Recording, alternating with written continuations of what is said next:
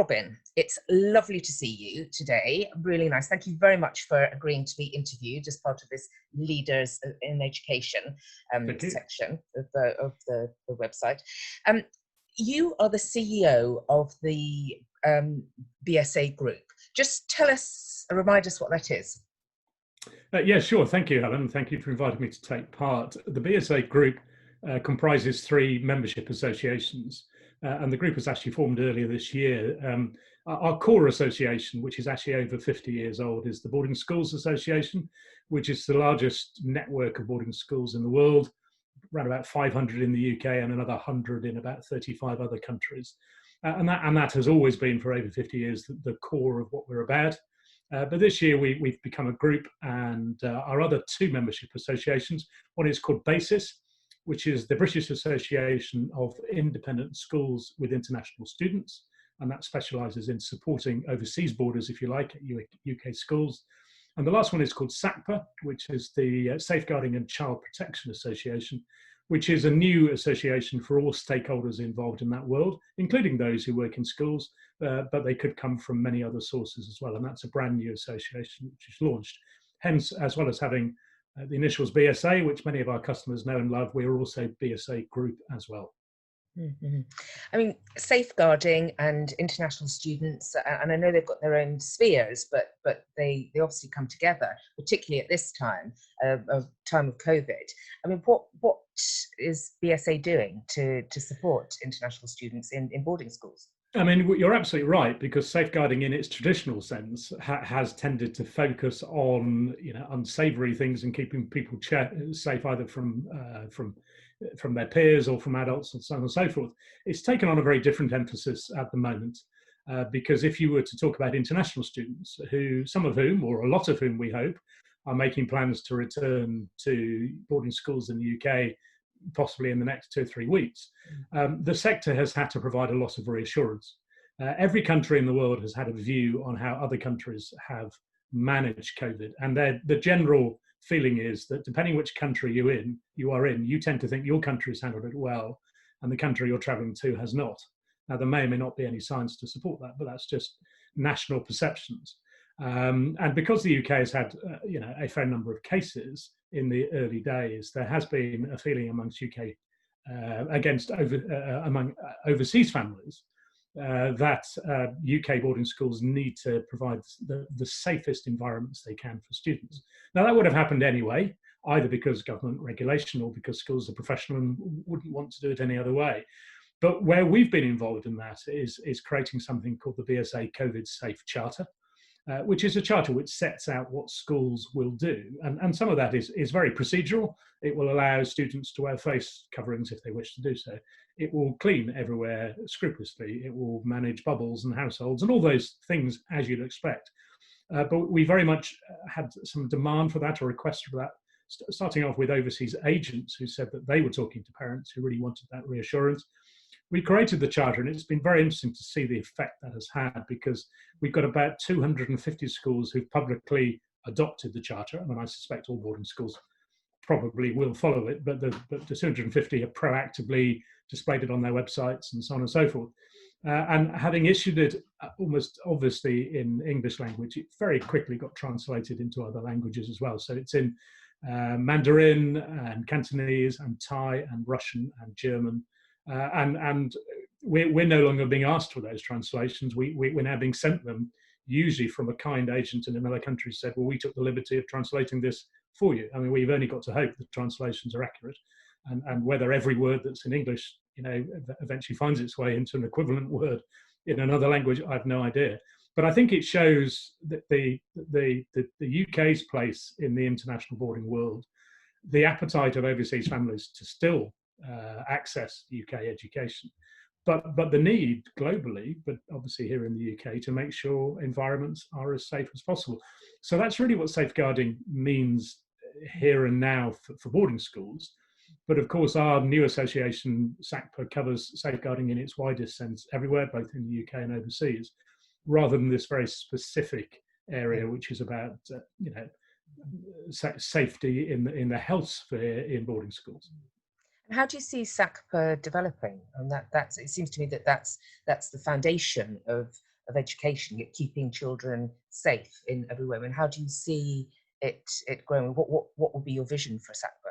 Well, it's interesting you use the word children there, because I think one of the dangers, certainly here in the UK, is everyone sees safeguarding, partly driven by regulations, as something that stops the moment someone's an adult.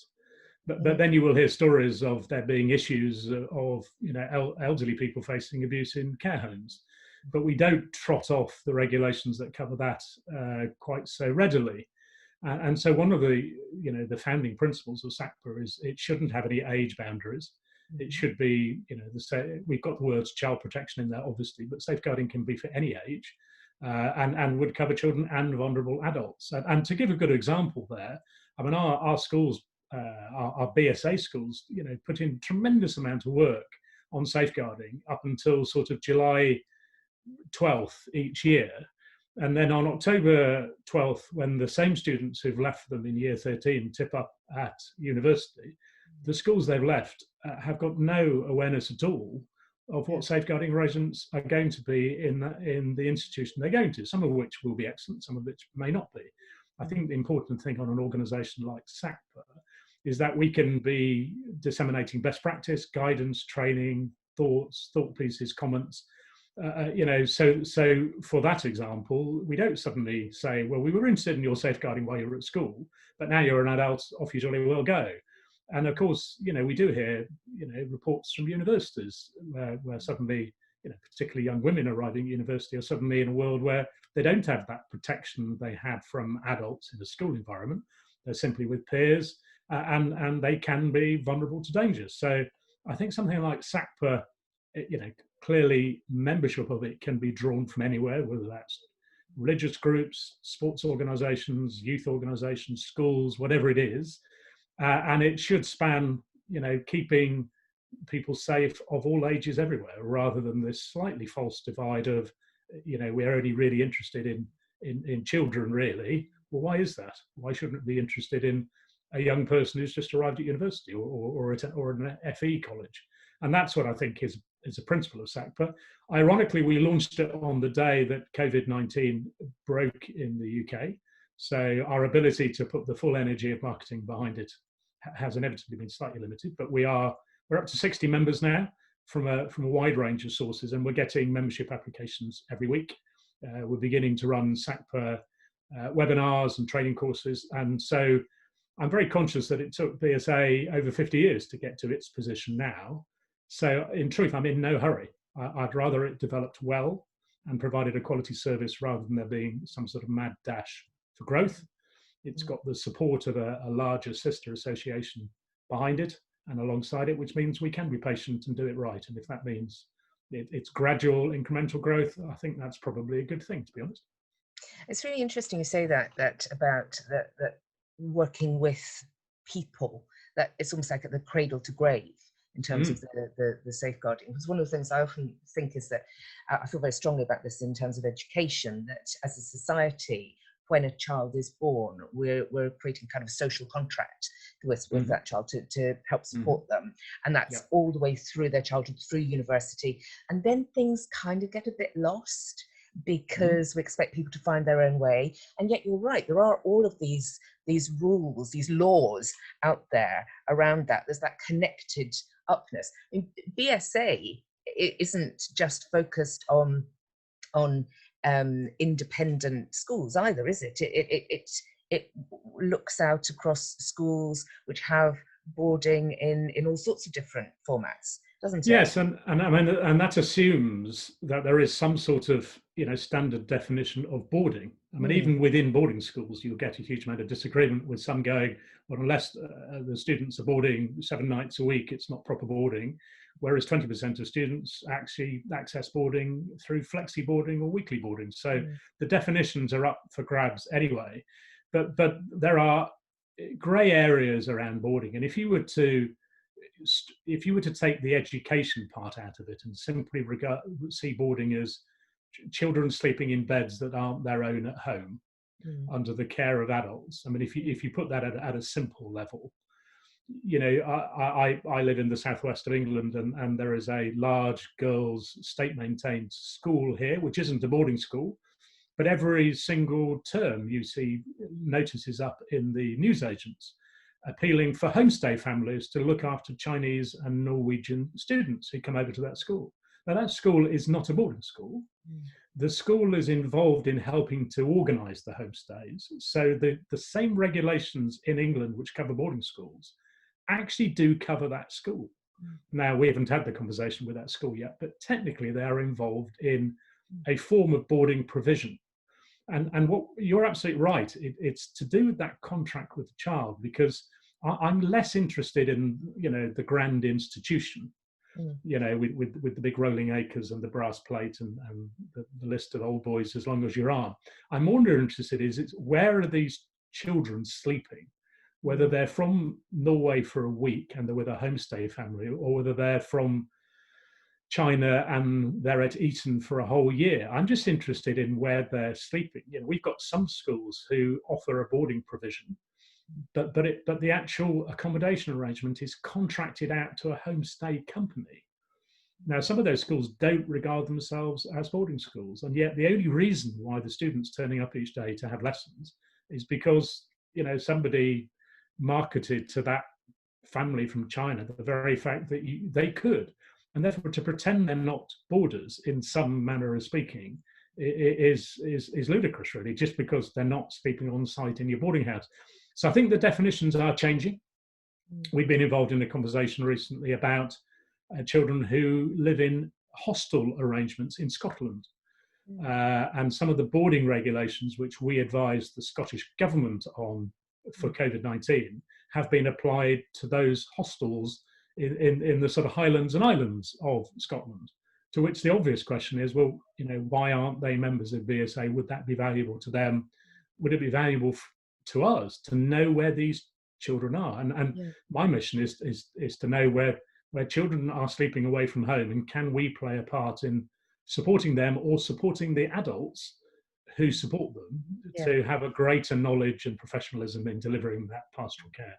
So I think the idea that boarding is this grand thing where Winston Churchill is sent to Harrow for a year. Yes, of course, that's still the case, but it's more complex and diffused and diverse than it was, and therefore we as an association need to be alive to that so that we can provide the best possible support wherever the child is. It's really interesting what you're saying there as well, because as well as talking about that contract, people often have a sense of the education sector as being very divided. So you'll have state schools, you'll have independent schools, you have day schools, you have boarding schools.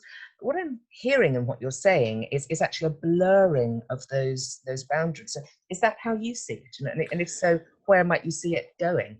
Yes, I mean, probably to the annoyance of some of my colleagues, we have a combination of boarding schools who are either wholly private or some who are funded by the state. And in places like Northern Ireland, a little bit of a combination of both, actually in the Republic of Ireland as well.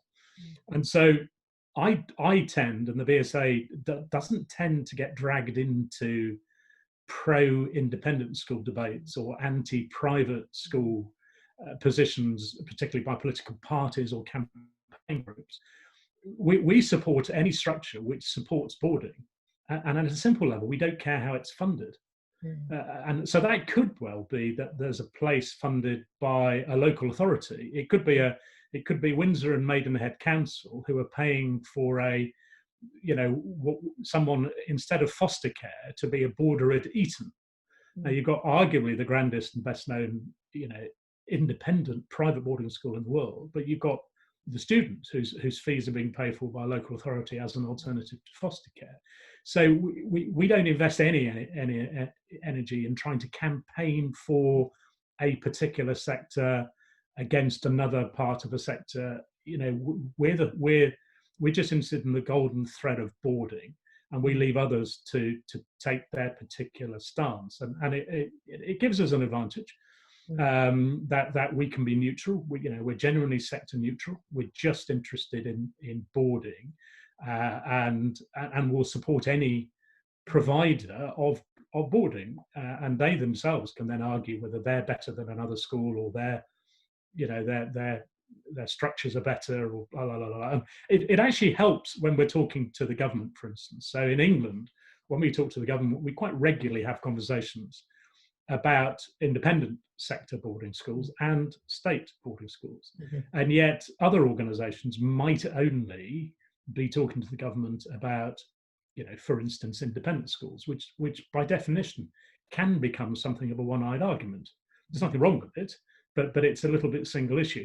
Our single issue is boarding, and essentially, the safety and security of boarders. I mean, probably to the exclusion of academics, to be honest.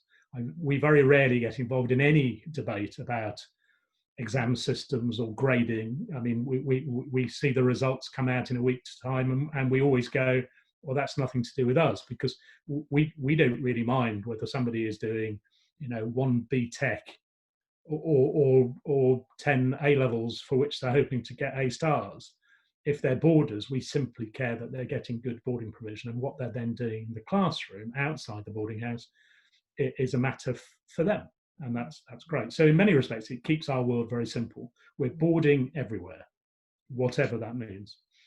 And I'm hearing, so boarding, I'm hearing, I don't know if this works as a definition, but it's almost like residential education, which I'm hearing. So there are people who, and of course that brings with it huge benefits, the independence. I can't think of a single year 6 or year 7 school in the country which doesn't encourage some kind of camp of some kind. So people do believe in residential education, full stop.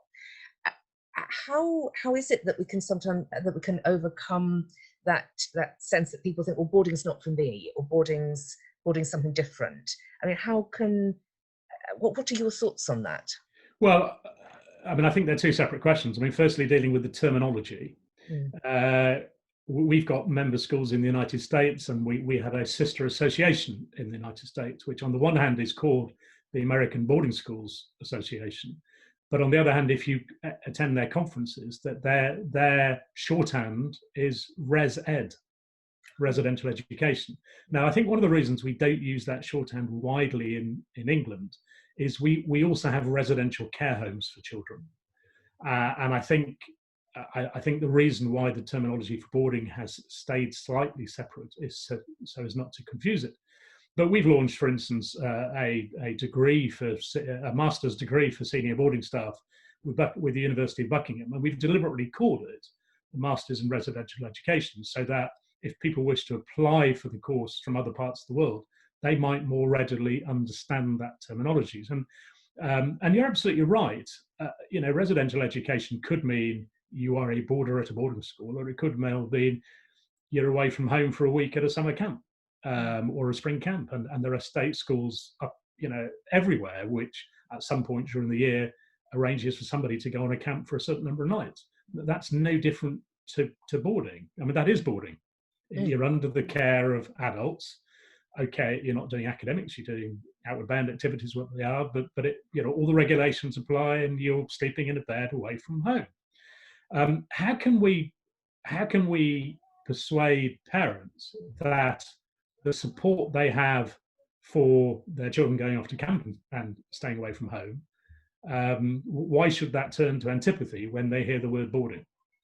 And it is one of the conundrums. I often, if I'm on the rare occasions I'm at a dinner party with people who don't know what I do and then find out what I do and then feel obliged to offer me an opinion even though I haven't asked for it, that their blanket opening opinion will usually be negative and say all boarding is bad and it must be terrible for children, full stop. I mean, it's usually unscientifically stated.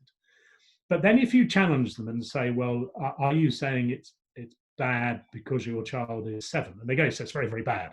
But if you work through the ages with them, by the time they get if you ask them the same question about a 16-year-old, they very quickly go, oh, well, I think boarding would be fine for a 16-year-old. Yes. And you can almost see the look going, I'd love my 16-year-old to board, to be honest, because then they'll be out of the house. But they start seeing it as something which would be a perfect platform for development of independent skills, for university and so on and so forth. So I think quite often there's a headline antipathy, which might be borne out for all sorts of reasons.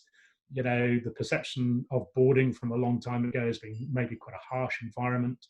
I think there's boarding mainly takes place in independent schools, and independent schools are quite often connected with elitism, rightly or wrongly, and therefore it's impossible to separate the two.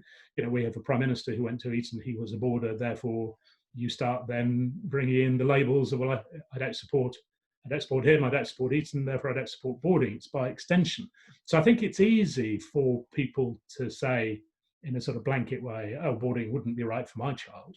But when you question them on it, you can very easily challenge that argument. Not that I make a habit of it, but what we do find is that there is, you know, if there's half the support there used to be 30 years ago for boarding at a younger age, there's broadly double the support now for boarding at an older age. And that's borne out in the statistics. I think something like a third of all boarders now are over 16. And you talk to boarding schools who say that they, you know, they readily admit that it can be challenging to fill their places at a younger age group. But they can sell their sixth form boarding places 5 times over. They're oversubscribed, because then it's seen as preparation for university and so on and so forth. So I think there is a job of work to do. We've been involved in marketing boarding at a more general sense, and we have a sort of catchphrase slogan which is called #ILoveBoarding, which our schools use quite widely. And that phrase came about because when you spoke to those who are experiencing, the young people who are experiencing it, and to a certain extent you are talking to the converted, so it's not exactly an independent study, but when you ask them, you know, say, do you like boarding, rather than seeing bleak looks and people sobbing into their pillows, which some commentators assume can only be the case, most children I speak to, and I've spoken to literally thousands over the last few years, say, I love it. And then when you ask them why, they very quickly say, strangely enough, they don't mention academics. They go, because I'm living with my mates. It's almost as if it's a dumb question. Why wouldn't I enjoy living with my mates? And strangely enough, homesickness and missing their parents doesn't seem to crop up very readily in the conversation, which is great. So there's still a job of work to do. It's complicated. Boarding, certainly in the UK, has got a very, very long history, going back 1,500 years. Most of it in the last 300 or 400 years, an awful lot of it in the last 200 years. And a lot of it is associated with lots of other things. And therefore, those are barriers to overcome. But I think you're right. If we can get the message out that this is no different to your child going away to, you know, one of those activity camps in Devon for 3 or 4 days, which everybody supports, actually, this is just a different version of it. But the principles are exactly the same. And British boarding has got a great reputation worldwide, hasn't it? Yes, it has. And partly because of some of the big grand name schools, and that can be both a blessing and a curse, obviously, because the media will, or some parents think, well, they're the only schools, you know, defining the boarding sector through the word Harrow is like defining the motor industry through the word Rolls-Royce. Rolls-Royce are cars, but very few cars are Rolls-Royces, and very few boarding schools are like Harrow or Eton. Most of them are quite small. There are 76,000 boarders at UK schools. The average BSA UK school has about 150. But we've either got 30 schools with fewer than 50 boarders or 50 with fewer than 30. I can never quite remember which way around it is. But it does illustrate the point that quite a lot of schools, you know, boarding either as a minority in their school or they're simply small schools. So the boarding might be in the majority, but they're simply a small school. I think the reputation comes, I think, is driven partly by academic results. You know, that there is a high degree of respect for the British education system, and most boarding schools tend to produce quite good results against that system. Now, of course, a lot of boarding schools are also doing things like IB as well, so we're not always just talking about GCSE as an A-level, and of course our Scottish schools have a different education system as well. So it's important not to be generic, but academic standards are quite high. But I don't think that parents who choose boarding are simply trying to access purely academic results. I think most parents know that can be done in many ways now, actually. And we have to remember that the standard of state schools in England is going up. So if it was purely about academic results, there are probably cheaper ways of doing it. What boarding schools can do is offer a time. You lose the time you spend on school runs in buses and cars, on average at least 30 minutes each way. That time is gifted back, and that can either be gifted back for extra academic work, or more often than not, boarding schools are offering a very, very broad co-curricular experience. There's barely a club they don't run, there's barely a sport they don't offer, there's barely a trip they don't put on. So for the boarder who doesn't just want to sit in their bedsit, but wishes to get stuck in, they can have arguably the busiest time they're ever going to have in their lives, doing the most fun they're ever going to do in their lives, because they're broadly without responsibilities. They're not raising families, and they can be in the pool doing laps at 6 in the morning, doing photography club in the evening, having a full academic program during the day, playing as much sport as they want. And the week, as I recall it, having boarded myself, the weeks pass pretty quickly if you're keeping yourself pretty busy. So I think that reputation is that those that tend to come through the boarding experience are sometimes seen as, I think having an edge is perhaps the wrong word, but it certainly appears to give people an advantage. They tend to track quite well into the professions. They tend to perform well at university interviews, coming out slightly more equipped, independent, self-reliant, used to teamwork, used to give and take. All those sort of soft skills, which it's not easy to buy elsewhere, and parents aren't always the best people to teach them themselves, to be honest. Those soft skills can come in a boarding environment, perhaps in a way which is hard to replicate in any other setting. So I think that's where the advantage, I'm sure this is where I need to speak up for the fact that we've got 600 members in 35 countries. I would hate any of my members in other countries to think that we're saying that the only model is the UK model. I'm sure if you go through a boarding school in Thailand or Malaysia or Switzerland, I've been to many schools abroad, that same holistic all-round experience is there, because it comes from being captive, if you like. You're there, you're on site, you're not having to worry about going home, and therefore here's the rich array of things you can do, go for it. And most boarders do, and I think they then come out stronger as a result of doing so. There is a quality issue there, isn't there? I mean, you're talking about your members in other schools because of the quality of those schools. There are boarding schools who are not members of the BSA group, and I think what I'm hearing you say is that BSA schools, you feel very secure about the fact that they have those high standards around that.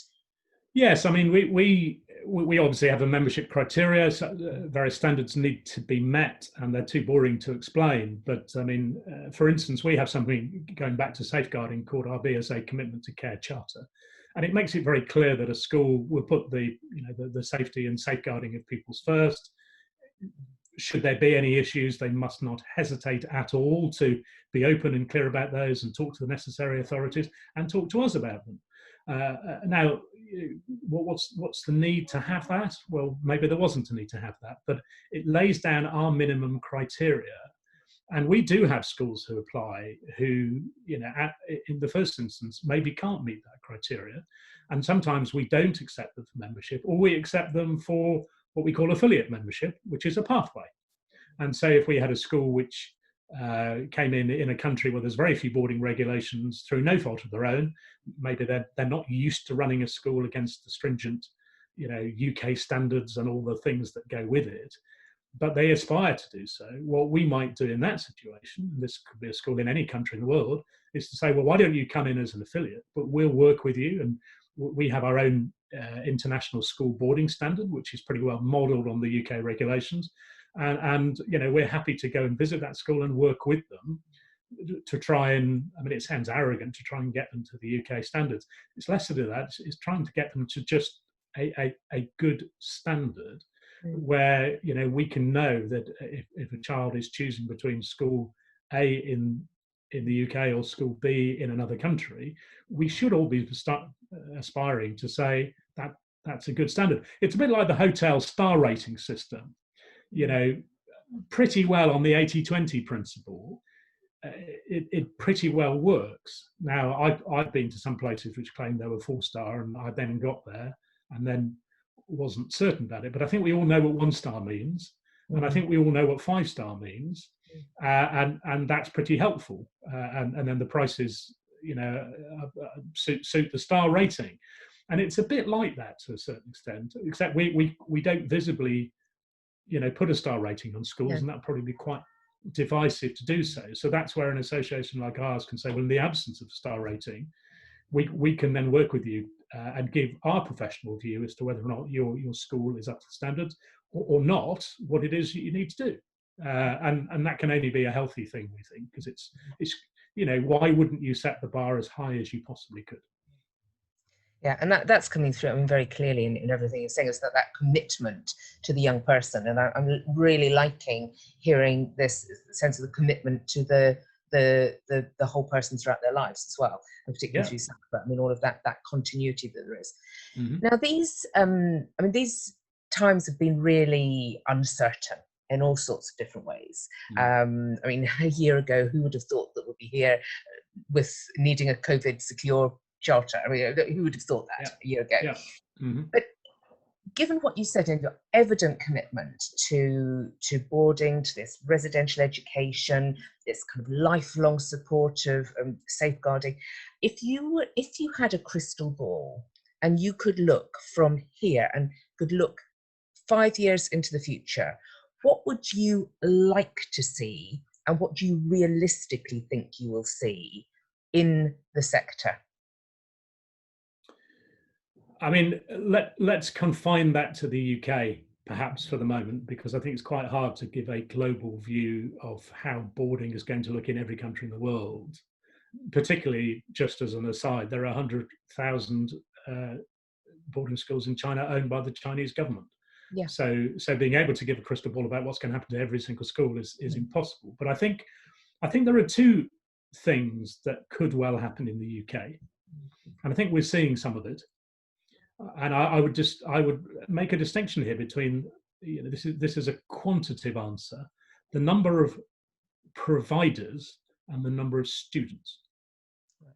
So if we deal with the number of providers, because some schools are quite small, and the myth that just because a sector might well be educating some people who come from families who are quite wealthy, doesn't necessarily mean the school itself has any of that wealth, and there is a big distinction there too.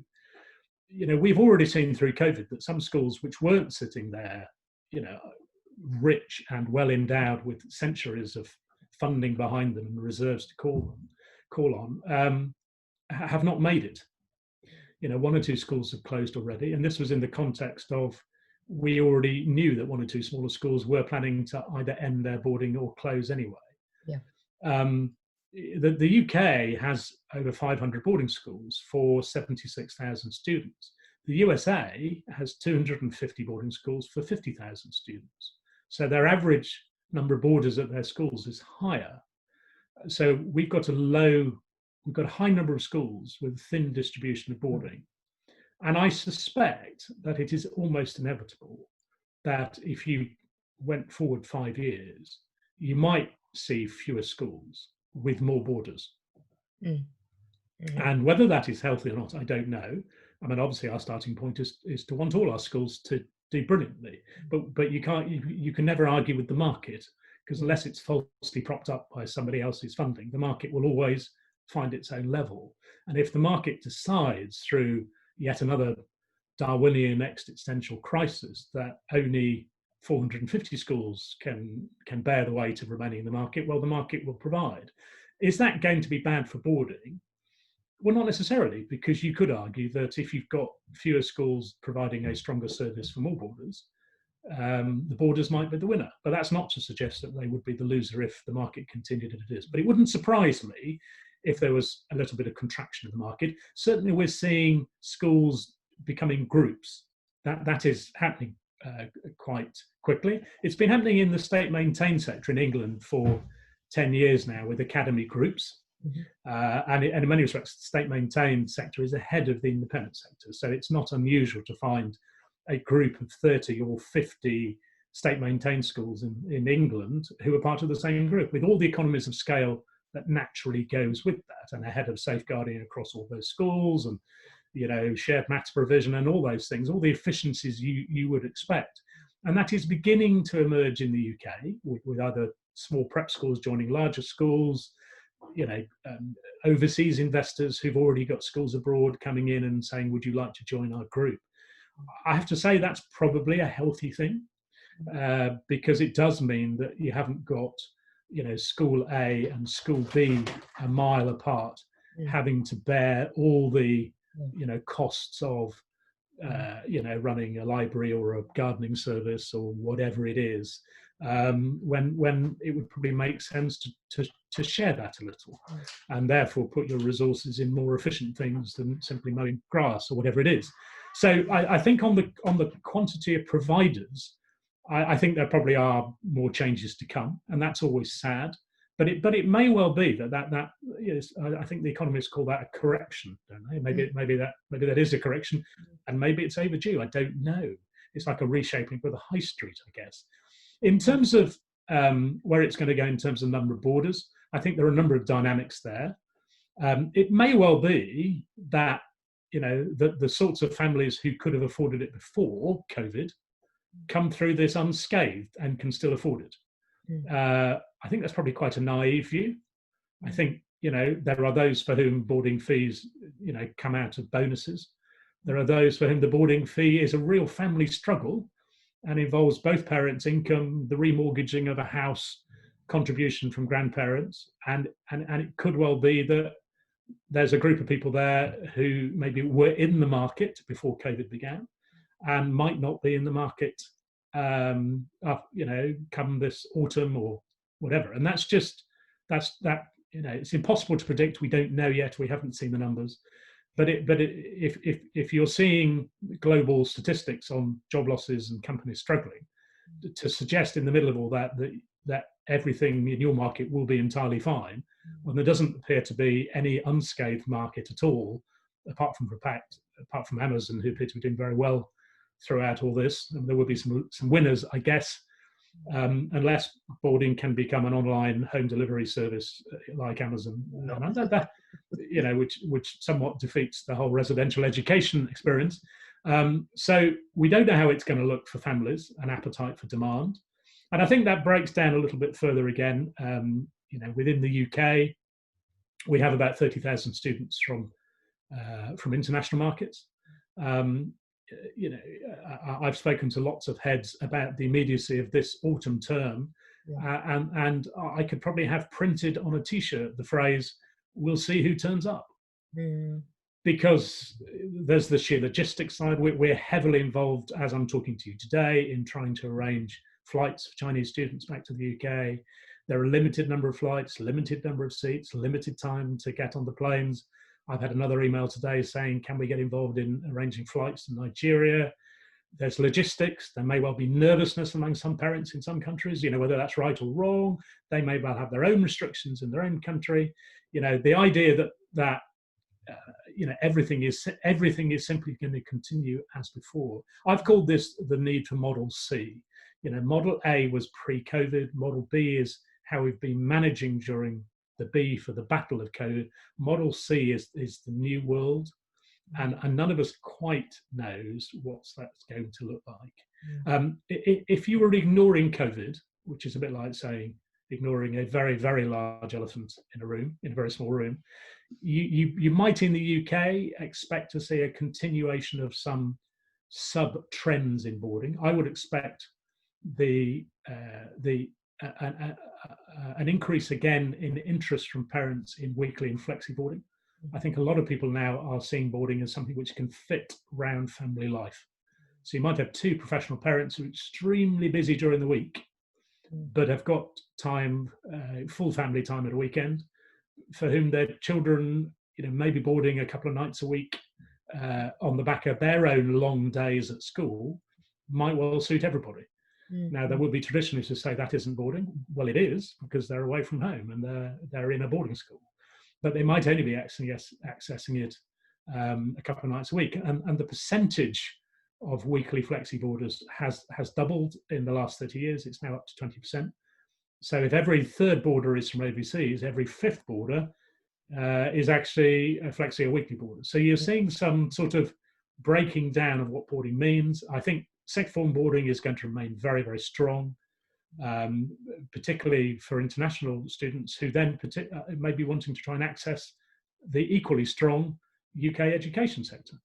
The two are linked together, and so I think boarding numbers are hard to predict, but I think some of the sub trends in there may well continue. I can't see any reason why they won't. The ability of families to access boarding financially is quite hard to tell, because it's difficult to know at this stage who has been hit financially by COVID or not. But you have to assume there is going to be some sort of economic recovery, whether that's U-shaped, W-shaped, V-shaped. Who knows? I failed my economics A-level, so I've no position to speculate on that. A correction in the market in terms of number of providers or consolidation groups, whatever, I can see that continuing. I can see it accelerating a little bit.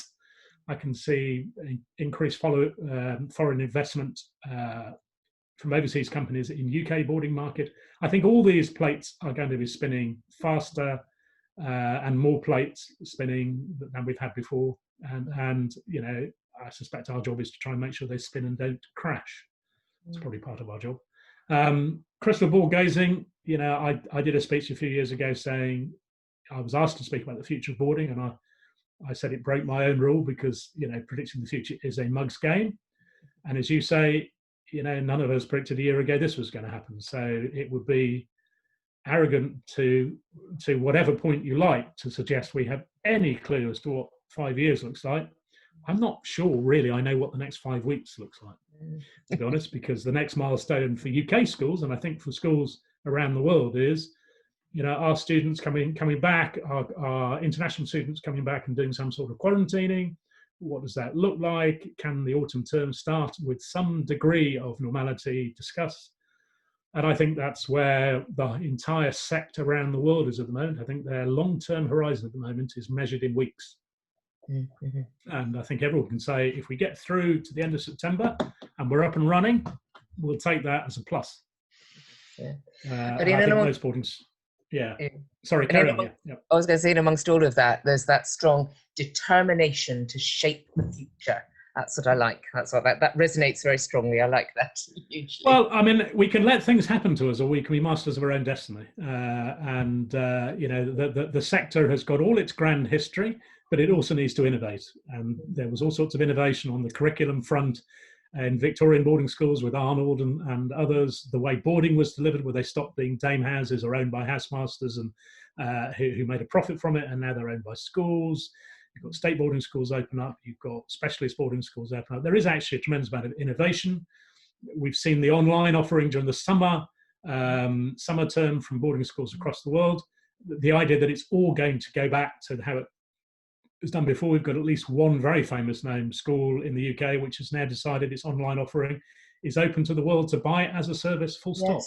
Yeah. And it makes no apology for it. Its competitors are complaining, and you always know you're on the right track if your competitors are complaining.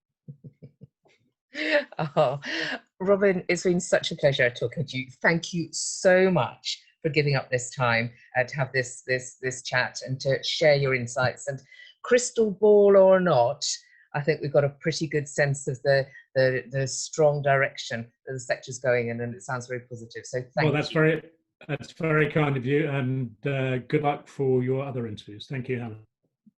The pleasure. Goodbye for now. Bye. Bye-bye.